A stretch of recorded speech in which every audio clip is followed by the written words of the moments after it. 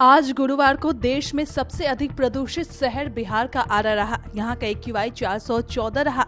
लेकिन अहम यह है कि राजधानी दिल्ली के कुछ हिस्सों में प्रदूषण इससे भी ज्यादा दर्ज किया गया है। ये 4 इलाके तो इमरजेंसी स्तर पर बने हुए हैं। राजधानी का सबसे प्रदूषित हिस्सा विवेक विहार रहा।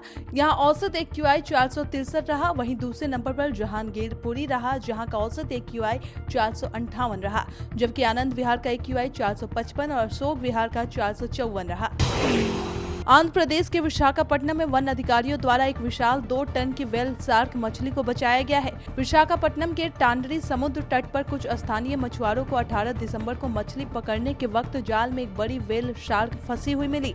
एक स्थानीय वन्यजीव फोटोग्राफर ने इसकी सूचना तुरंत वन विभाग को दी। एक नए रिसर्च में इस बात का खुलासा हुआ है कि करोड़ों साल पहले जिस एस्टेरॉयड ने धरती से डायनासोर की प्रजाति को खत्म किया था, उसने 9 महीने तक धरती के वायुमंडल में अंधेरा कर दिया था, जिसकी वजह से करोड़ों पौधे और जीव जंतु मारे गए थे। नेशनल ग्रीन ट्रिब्यूनल ने उत्तर प्रदेश के मुख्य सचिव को यमुना में प्रदूषण को रोकने के लिए राज्य एजेंसियों द्वारा किए गए उपायों की निगरानी करने का निर्देश दिया है। NGT ने कहा है कि अब तक उठाए गए कदम नाकाफी हैं।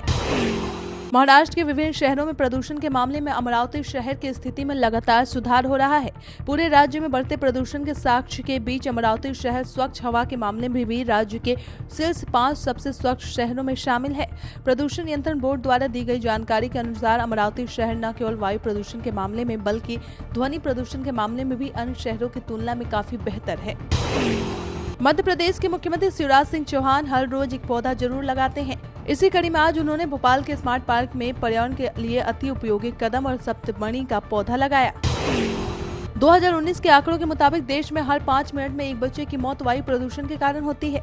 वायु प्रदूषण से 1,16,000 बच्चों की मौत जन्म के पहले महीने में हो गई। जानकारी के मुताबिक अमेरिकी बच्चों के मुकाबले दिल्ली के बच्चों के फेफड़े छोटे होते हैं। भारत में ठंड, कोहरा और शीतलहर का कहर जारी रहने का अनुमान है। पश्चिमी विक्षोभ उत्तरी पाकिस्तान और उसके आसपास के इलाकों में बना हुआ है। पश्चिमी हिमालय में 24 और 26 दिसंबर तक 2 पश्चिमी विक्षोभों के पहुंचने की संभावना है, जिससे हल्के से मध्यम दर्जे की बारिश हो सकती है। राजस्थान में बीते 3 दिनों से मौसम बदलने के साथ ही लोगों को कड़ाके की सर्दी से राहत मिलने लगी है। रात के तापमान में बढ़ोतरी दर्ज की जा रही है। हालांकि आने वाले दिनों में राज्य के कई इलाकों में बारिश का अनुमान जताया गया है, जिससे ठंड और कोहरे के बढ़ने के आसार जताए गए हैं। झारखंड में क्रिसमस से पहले लोगों को ठंड से थोड़ी राहत मिलने के आसार हैं। मौसम विज्ञान केंद्र रांची ने बताया है कि उत्तर पश्चिमी दिशा से आने वाली सर्द हवाओं के बहाव में थोड़ी कमी आएगी। इससे अगले 3 से 4 दिन में तापमान में 2 से 4 डिग्री सेल्सियस की बढ़ोतरी होगी। सब्सक्राइब करें पर्यावरण पोस्ट।